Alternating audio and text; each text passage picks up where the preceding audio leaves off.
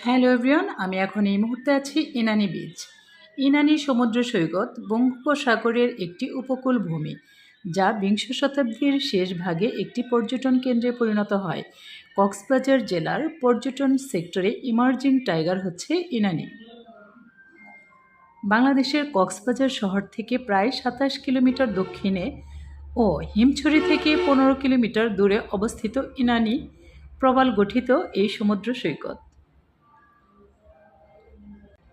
পশ্চিমে সমুদ্র আর পূর্বে পাহাড়ের এক অপূর্ব জায়গাটি বাংলাদেশের অন্যতম এক পর্যটন আকর্ষণ। মেরিন ড্রাইভ সড়ক ধরে কক্সবাজার থেকে ইনানি যেতে হয়। কক্সবাজার থেকে টেকনাফ পর্যন্ত দীর্ঘ ১২০ কিলোমিটার সমুদ্র সৈকতের মধ্যে সবচেয়ে আকর্ষণীয় হচ্ছে ইনানি সৈকত।